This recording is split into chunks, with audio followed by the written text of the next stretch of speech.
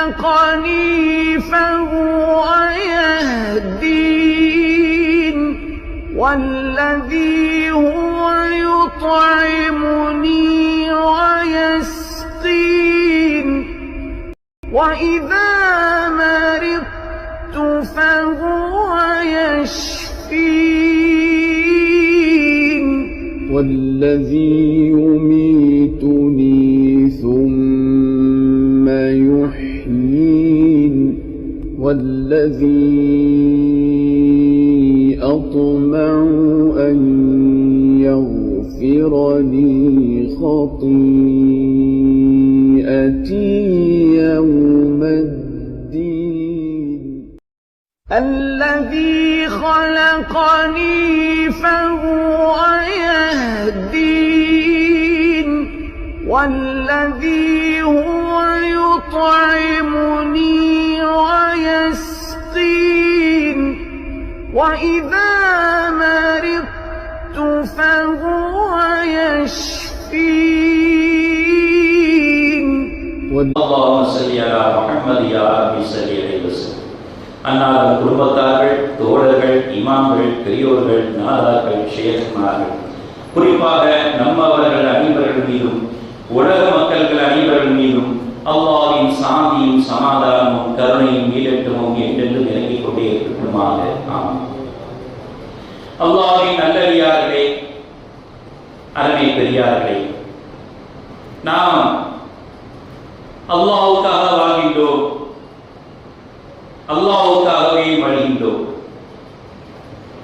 ஏனென்றால் மண்ணாரை படைத்து மண்ணின் மேலே வாழ வைத்து மண்ணில் விளையக்கூடிய வஸ்துக்களை புசிக்க வைத்து மண்ணிலே மடிய வைத்த அந்த மாபெரும் கிருபையாளருக்காக நாம் வாழ்ந்து கொண்டிருக்கின்றோம்.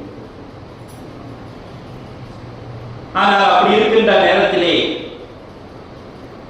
அவனுக்கு பயந்து அவன் இட்ட சட்ட திட்டங்கள் இப்படி வாழாமல் அவன் கண்டுபிடிக்க முடியாது, நாம் செய்கின்ற பாவங்கள், நாம் செய்கின்ற அனாச்சாரங்கள், அட்டுழியங்கள் யாவற்றையும் இறைவனால் கண்டுபிடிக்கவே முடியாது என்ற இருமாப்பிலே வாழ்கின்றோமா என்று நாம் உள்ளத்தை தான் தொட்டு பார்க்க வேண்டும். ஏனென்றால் இறைவன் யாரையும் சாட்சியாளராக மறுமையிலே இருக்கக்கூடும். எந்த வஸ்துவையும் சாட்சியாளராக நமக்கு எதிராக பேச வைக்கக்கூடும் என்பதாக குர்ஆன் ஹதீஸும் நமக்கு தெளிவுபடுத்துகின்றது. நாம் வாயால் பேசுவோம், கைகளால் ஜாடை காட்டி பேசுவோம், உடல் அசைவினால் நாம் ஒரு பொருளை உணர்த்தி காட்டி பேசுவோம், தலை அசைவினால் பேசுவோம், கண்களால் பேசுவோம், சில பெண்கள் கால்களால் கோலமிட்டு கூட பேசுவார்கள். இப்படியாக உடல் அசைவினால் பேசக்கூடிய விஷயங்கள் ஏராளம். ஆனால் தோல் பேசுமா என்று கேட்டால் குர்ஆன் அழகான முறை சொல்லி காட்டுகின்ற உங்கள் தோலும் பேசும் என்று சொல்லி காட்டுகின்றன. இவையெல்லாம் பேசக்கூடிய அர்த்த ஜாலங்கள் இருக்கின்றன. கண்ணுக்கு ஒரு அசைவு இருக்கின்றது, புரிந்து கொள்ள அர்த்த ஜாலங்கள் இருக்கின்றன. கைகள் பேசுவதற்கு அர்த்த ஜாலங்கள் இருக்கின்றன. உடல் அசைந்து பேசுவதற்கு அர்த்த ஜாலங்கள் இருக்கின்றன. காலால் அசைந்து பேசுவதற்கு ஒரு அர்த்த ஜாலங்கள் இருக்கின்றன. ஆனால் தோலுக்கு ஏதாவது இருக்கின்றதா? தோலை பார்த்து இவனுக்கு பதில் சொல் என்று சொன்னால் நாம் புரிந்து கொள்ள முடியுமா? ஆனால் தோல் பேசும் என்று ஆணித்தரமாக இஸ்லாம் வலியுறுத்தி காட்டுகிறது. அதனால்தான் பல கண்டுபிடிப்புகள் நாம் கண்டுபிடிக்கின்றார்கள். ஸ்மார்ட் வாட்ச் கையில் கட்டியிருக்கின்றோம். அது எவ்வாறு கண்டுபிடிக்கின்றது? தோலின் மூலமாக ஆக்சிஜன் லெவலை பார்க்கின்றது, இதய துடிப்பை பார்க்கின்றது, இரத்த ஓட்டங்களை பார்க்கின்றது, இதய துடிப்பை பார்க்கின்றது, நீங்கள் எவ்வளவு தூரம் நடக்கின்றீர்கள் என்பதை கணக்கிட்டு பார்க்கின்றது. இன்னும் அதிகப்படியான காசை செலவழித்து திரும்பல் வாட்ச்களை வாங்கினால் உங்கள் உணவு எவ்வாறு இருக்க வேண்டும், நீ எதை சாப்பிட வேண்டும், எதை உண்ண வேண்டும், உங்கள் வேர்வையில் என்னென்ன அம்சங்கள் வெளியாகின்றன என்றெல்லாம் தோலின் மூலமாக கணக்கெடுத்து ஒரு வாட்ச், ஸ்மார்ட் வாட்ச் உங்களுக்கு கணக்கெடுத்து சொல்கின்றது என்றால் எதன் மூலமாக? உங்கள் தோலின் மூலமாக. தோலின் மூலமாக இவ்வளவை படித்து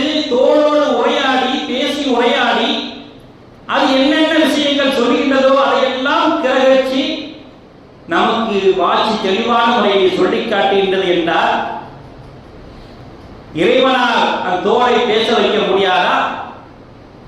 நாம் செய்கின்ற செயல்களை ஆணித்தரமான ஆதாரத்துடன் தோல் நமக்கு எடுத்துரைக்காதா என்பதை நாம் சிந்தனை செய்து பார்க்க வேண்டும். ஆகவே தான் குர்ஆன் அழகான மொழி சொல்லி காட்டுகின்றது, தோல் உங்களுக்கு சாட்சியாளராக நாம் நியமிப்போம் என்று அல்லாஹ் தஆலா சொல்லி காட்டுகிறார். தோல் ஒரு பேசும் பொருளாக இருக்கின்றது. மனிதனுக்கே எவ்வளவு சக்தி என்றால் இறைவனுக்கு எவ்வளவு சக்தி. அந்த இறைவன் கொடுத்த மூளை வைத்து தானே இவ்வளவும் கண்டுபிடிக்கின்றான். கண்ணோடு கண்ணோக்கின் வாய் சொற்களுக்கு எந்த பயனும் இல்லை என்று வள்ளுவர் கூட அழகான முறை சொல்லி காட்டுகின்றார். அந்த அளவுக்கு சாட்சியாளர்கள் உடல் முழுவதும் இருக்கின்றார்கள். கண் ஒரு சாட்சியாளர், காது ஒரு சாட்சியாளர், கை ஒரு சாட்சியாளர், உடல் உறுப்புகள் எல்லாம் சாட்சியாளர், கால்கள் கூட சாட்சியாளர், உங்கள் தோள்கள் சாட்சியாளராக இருக்கின்றது. மறுமையிலே பேசக்கூடிய பொருள் ஹத்தா இதா மா ஜாஉஹா ஷஹீத அலைஹிம் சம்உஹும் வ அப்சாருஹும் வ ஜுலூதுஹும் பிமா கானு யஅமலூன் என்று அல்லாஹ் தஆலா சொல்லி காட்டுகிறார். இறுதியில் அவர்கள் அந்த தீயவர்களை நரகவாசிகளை அடையும் பொழுது, அந்த நரக தீயை அடையும் பொழுது அவர்களுக்கு எதிராக அவருடைய காதுகளை பேச வைப்போம், அவருடைய கண்களை பேச வைப்போம், அவருடைய தோள்களை பேச வைப்போம், அவர்களை பற்றி சாட்சி சொல்லும், என்னென்ன செய்தார்கள், எப்படி வாழ்ந்தார்கள் என்பதாக இதெல்லாம் சாட்சி சொல்லும். இது ஏன் மறுமையில் கண்ணை கொண்டு காலை கொண்டு காலை கொண்டு சாட்சியாளராக நியமித்தான் இறைவன் என்பதை பார்க்கும் பொழுது, மறுமையிலே கரைந்தெடுத்து ஒரு குற்றவாளி, குற்றத்திலே ஊறிய குற்றவாளி ஒருவன் இறைவனுடைய நீதிமன்றத்திலே இருக்கின்றோம் என்று கூட தெரியாமல், இறைவனுடைய சன்னிதானத்தில் நம்மை விசாரிக்கப்படுகின்றோம் என்பது கூட புரியாமல் அவன் இறைவனிடமே கேட்கின்றான். எந்த ஒரு சாட்சியாளரும் வந்து நிப்பாட்டினால் இவர் பொய் சொல்கின்றார், இவனுக்கு எனக்கு எதிராக பேசுகின்றார், இவர் சாட்சியை நான் ஒத்துக்கொள்ள முடியாது என்று மறுத்துக் கொண்டிருக்கின்றார். எந்த ஒரு குற்றத்தையும் இறைவன் நியமிக்கும் பொழுது ஒத்துக்கொள்ளவே முடியாது, நான் செய்யவே இல்லை என்று யார் சாட்சி சொன்னாலும், மனத்து சாட்சி சொல்ல, இது உங்க ஆள், மனக்கு உங்க ஆளு, நீங்க சொன்னதான் சொல்றாரு, அதெல்லாம் ஒத்துக்க முடியாது. உன்னுடைய நண்பர் சாட்சியாக வந்தா, இவன் எனக்கு பின்னால எதிரியாக இருந்தான், இவன் எனக்கு எதிர்ப்பாக பேசுவான், இப்படியாக எல்லா குற்றங்களையும் மறுத்துக் கொண்டே இருக்கின்றான். அல்லாஹ் தஆலா அப்படியா சொல்ற, உன் வாயை கூட்டு போடுகின்றேன், உன் கண்கள் சாட்சி சொல்லும், உன் கரங்கள் சாட்சி சொல்லும், உன் தோல் கூட சாட்சி சொல்லும், உன் கால் கூட சாட்சி சொல்லும் என்று அல்லாஹ் தஆலா இந்த சாட்சியாளர்களை வரிசையாக நியமிக்கின்றான். உன் தோல் உனக்கு எதிராக சாட்சி சொல்லுமா? உன் கால் உனக்கு எதிராக சாட்சி சொல்லுமா? உன் உடல் உறுப்புகள் எல்லாம் உனக்கு எதிராக சாட்சி சொல்லுமா? இப்பொழுது சொல் என்று சொன்ன உடனே அவனால் மறுக்க முடியாமல் போய்விட்டது. ஆக இந்த ஆயத்தை கொண்டு பார்க்கும் பொழுது இப்படி மறுப்பாளர்கள் இருப்பார்கள்.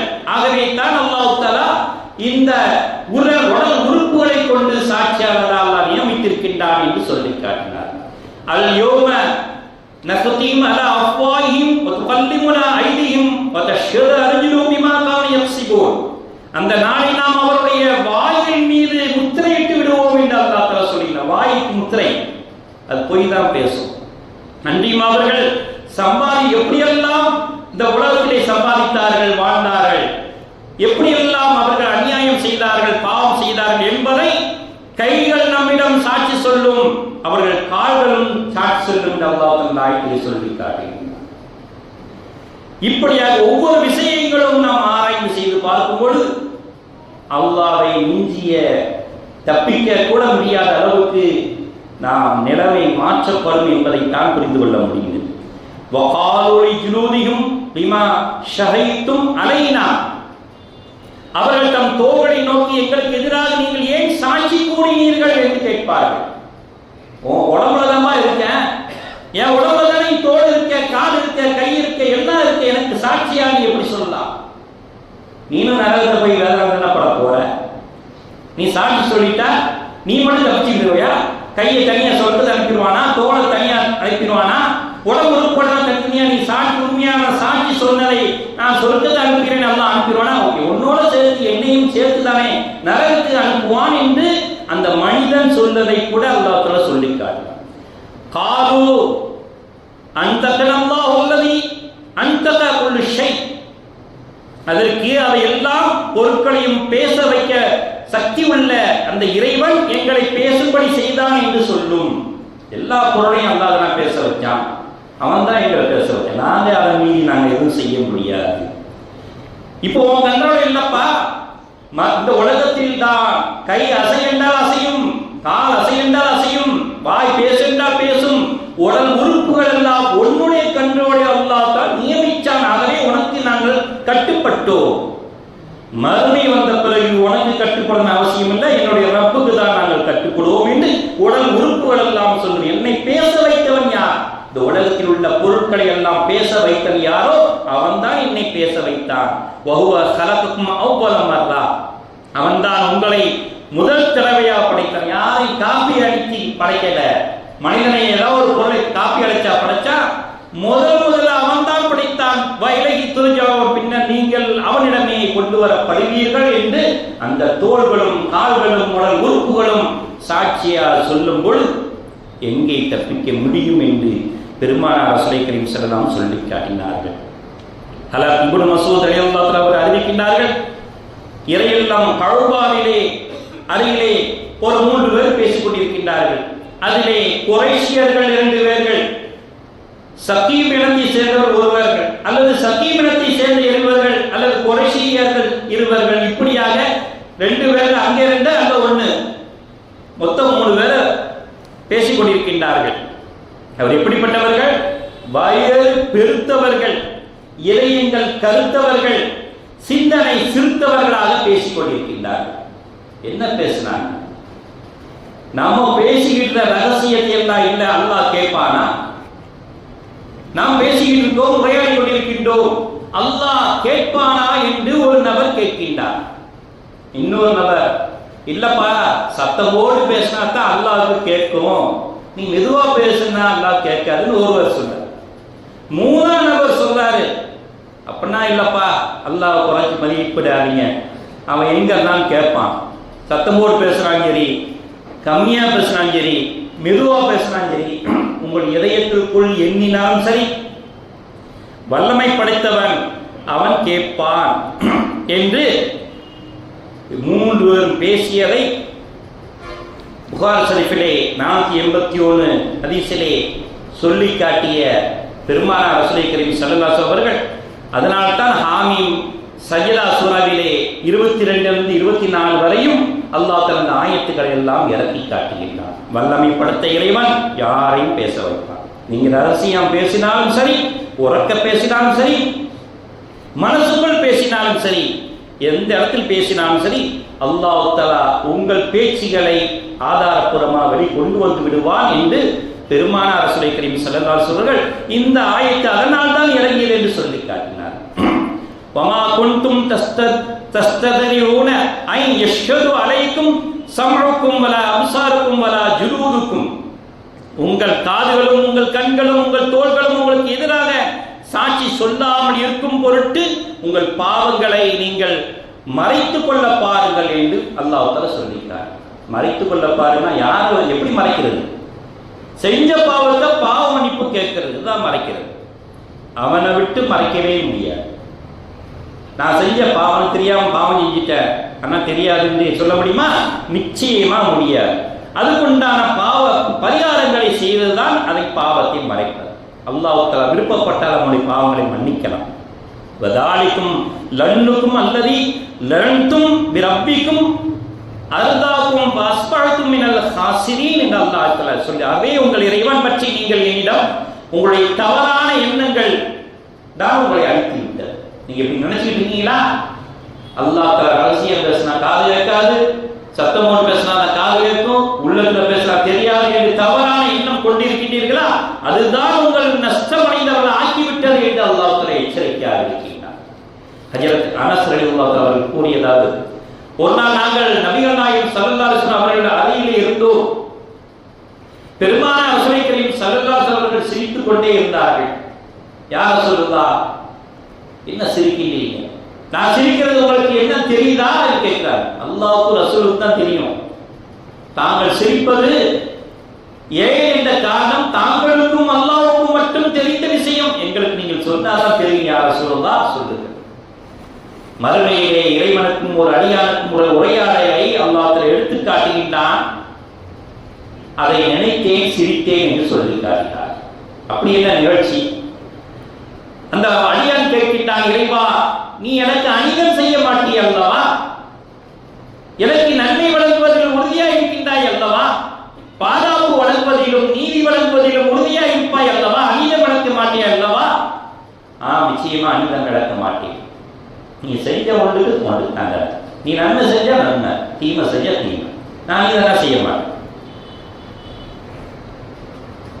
அப்படி என்றால் என்னுடைய குற்றத்தை சாட்சியாளராக அவர் யாரையும் நான் நியமிக்க ஒத்துக்கொள்ள மாட்டேன். யாராச்சும் நான் அந்த குற்றம் செஞ்சாட்டு சொன்னாங்கன்னா நான் ஏற்றுக்க மாட்டேன். அப்படியா? சரி, அதுவும் இருக்கட்டும். எப்படி என்னுடைய குற்றத்தை நிரூபிப்பாய்? அல்லாஹ் கேட்கிறார். எப்படி நிரூபிப்பாய்? நான் நிரூபிக்கிறேன். உன் கண்கள் இருக்குல்லப்பா, நீ செஞ்ச சாட்சி அதுதான். உன் கால் இருக்கின்றது அல்லவா, அதுதான் உன் சாட்சி. உன் கால்கள், தோள்கள், உடல் உறுப்புகள் அனைத்தும் சாட்சியாக உனக்கு எதிராக பேசும். அல்லாஹ் பேச வைக்கின்றான். இந்த உரையாடலை அல்லாஹ் சொல்லி காட்டிய உடனே நான் சிரிக்கின்றேன் என்று சொல்லிட்டார். உன் வாயை மட்டும் முத்திரை குத்தி விடுவேன், உன் கைகால் எல்லாம் பேச வைப்பேன், உன் உடல் உறுப்புகள் எல்லாம் பேச வைப்பேன், இதையெல்லாம் உனக்கு எதிராக சாட்சி சொன்னால் உனக்கு தண்டனை கொடுப்பேன் என்று பெருமானார் வசைகளை அந்த ஹதீஸை சொல்லி சிரிக்கின்றார். எப்படியெல்லாம் உரையாடுறாங்க, எப்படியெல்லாம் திங்க் பண்றாங்க, அல்லாஹ்வுடைய எப்படியெல்லாம் பேசிக்கிட்டு இருக்காங்க. முஸ்லிம்ல பதிவு செய்யப்பட்ட ஹதீஸ் 56-79 பதிவு செய்யப்பட்ட ஹதீஸா. ஆக நாம் மறுமையிலே தப்பிக்க இயலாது. நம்முடைய எல்லா சாட்சிகளும் கூட வந்து கொண்டே இருக்கு. ஆகவே தான் பெருமானார் ரசூலுல்லாஹி ஸல்லல்லாஹு அலைஹி வஸல்லம் நன்மையிலும் நீங்கள் சாட்சியாக வைத்துக் கொள்ளுங்கள். தொழுகும் போது ஒவ்வொரு இடங்கள் மாறி மாறி தொழுது கொள்ளுங்கள். ஒவ்வொரு இடமும் உங்களுக்கு சாட்சியாக தான் இருக்கும். நன்மை செய்வதில் ஒவ்வொரு இடரும் பொருளும் நீங்கள் கொடுத்த ஒவ்வொரு ரூபாயும் சாட்சியாளராக நிற்கும். இவர் எனக்கு ₹1 தானதரம் செய்தார், சாட்சியாளராக நிற்கும். எனக்கு உணவு கொடுத்தால் உணவு பொருட்களும் சாட்சியாளராக பேசும். எனக்கு உடை சதக்கா கொடுத்தால் சாட்சியாளராக நிற்கும். எனக்கு நன்மைகளே இவ்வளவு உதவி செய்தால் சாட்சியாளராக நிற்கும். அந்த சாட்சியாளரை அதிகப்படுத்திக் கொள்ளுங்கள். பாவத்தின் சாட்சியாளரை மிகப்படுத்திக் கொள்ளாதீர்கள், அதிகப்படுத்திக் கொள்ளாதீர்கள். நன்மையின் சாட்சியாளரை அதிகப்படுத்திக் கொள்ளுங்கள் என்று பெருமானார் ஸல்லல்லாஹு சொல்லியிருக்கிறார். இது மட்டுமா? தோல் மலையில் மட்டுமா பேசுகின்றது? இம்மையிலும் பேசிக்கொண்டே இருக்கின்றது. உடல் பெரிய உறுப்பு தோல் தான். 27 கிலோ நம் உடம்பில் உள்ள மிகப்பெரிய உறுப்பு 27 கிலோ இருக்கின்றது, அது தோல். அவரவர் உடைக்கு தக்கன, உடலுக்கு தக்கன. உடல் பருமனை தாண்டி வேறுபடக்கூடிய விஷயங்களும் பல இருக்கின்றன. 20 சதுர அடி கொண்டு 2 மில்லி கனமாக கொண்ட புறத்தோல், அகத்தோல் என்று பெயரை கொண்ட இந்த தோல் பல விஷயங்களும் இருக்கின்றது. ஏன் கருத்து இருக்கு, என்ன சொல்றோம்? ஏதோ வியாதி போல, மஞ்சளா இருக்கு ஏதோ நோய் போல, கருப்பா இருக்கு, முழுவா இருக்கு விஷக்கடி போல, தனியா இருக்கு, கருப்பனா இருக்கு, கட்டி போட்டிருக்கு ஏதோ நோய். உடம்புல செல் செல்லா உதிர்ந்து நோய். உடல் உள்ள நோய் தோல் மூலமா பேசிக் கொண்டிருக்கு. உடம்புல எப்படின்னா வருது, முன்னெச்சரிக்கையா சொல்லி காட்டுகிறது. அடிக்கிற அடி வழியை கூட உடலுக்கு சொல்லிக் கொடுக்கக்கூடியது தோல்தான் என்று இஸ்லாம் சொல்லி காட்டுகிறது. வழியை உணர்த்தி காட்டக்கூடிய ஒரு விஷயம் தோலாகத்தான் இருக்கின்றது என்று விஞ்ஞானிகள் இப்பொழுது கண்டுபிடிக்கின்றனர். 1400 ஆண்டுகளுக்கு முன்னாலே குர்ஆன் சொல்லிவிட்டது. தோலின் மூலமாகத்தான் வழியை உணர முடியும் என்று குர்ஆன் சொல்லிவிட்டது. ஆனால் இப்பொழுதுதான் 100 ஆண்டுகளுக்கு பின்புதான் இதை கண்டுபிடிக்கின்றார்கள். வழியை உணரக்கூடியது தோல் தான். சிலவர்கள் அடிப்போம், அடிக்கவே இல்லையா, தோல் எருமான தோலா என்று கேட்போம். தோல் வழியை உணர்த்துகின்றது. ஏனென்றால் மறுமையை அல்லாஹ் சொல்லி காட்டினா குல்லமா நல்ஜத் ஜுலூதுகும் பத்தல்னாம் ஜுலூதன் கைரஹா லி யதுகு லி அதாப் யதுகுல் அதாப் என்று அல்லாஹ் தஆலா சொல்லி காட்டினார். நரகத்தில் புகுத்திய அவர்களின் தோள்கள் கருகிவிடும், கருகிய பிறகு புது தோள்களா போட்டு விடுவோம் என்று சொல்கிறார். ஏன் போடுறான்? தோல் கருகிட்டு நாம் வழி தெரியாது, நரகத்தின் வேதனை தெரியாது என்று குர்ஆன் ஒத்துக் கொள்கின்றது. ஆகவே தான் கருகிய தோள்களை அப்புறப்படுத்தி புதிய தோலை போடுவோம், அவர் வேதனை அனுபவிக்க வேண்டும் என்பதற்காக என்று குர்ஆன் சொல்லி இந்த ஆயத்தை 626 ஆராய்ச்சியாளர்கள் தோலுக்கு ஒரு வலிமை இருக்கின்றது, வழியை தாங்கி மூளைக்கு உணர்த்திக் கொள்ளக்கூடிய சக்தி தோலுக்கு தான் இருக்கின்றது. தோல் மரத்து போச்சுன்னா வழியே உணரா என்னன்னா கொசு கடிச்சா ஒன்றும் தெரியாது, மூளை உணருமா தெரியாது. ஆக தோலுக்கு தான் அவருடைய சக்தி இருக்கின்றது என்று குர்ஆன் சொல்லிட்டார். அப்பேற்பட்ட சாட்சியாளர்களை நாம் வளர்ப்போமாக. யா அல்லாஹ், எங்கள் சாட்சியாளர்கள், எங்கள் உடல் உறுப்புகள் எங்களுக்கு எதிராக சொல்லாத நிலைமையை தந்திருவாயாக. எங்கள் சாட்சியாளர்கள் நன்மை பக்கம் சேர்க்கக்கூடிய சாட்சியாளர்களாக அதிகரிப்பாயாக. யா அல்லாஹ், நாங்கள் தெரிந்தோ தெரியாமலோ செய்துவிட்ட தவறுகளை மன்னிப்பாயாக. எங்கள் சாட்சியாளர்களை நன்மை பக்கம் சேர்ப்பாயாக. வாஹிதன் அல்ஹம்துலில்லாஹி ரப்பில் ஆலமீன். பாரக்கல்லாஹ் லனா வ லக்கும் பில் குர்ஆன் வ நஃபஅனா பில் ஆயாத்தி திக்ராக்கின்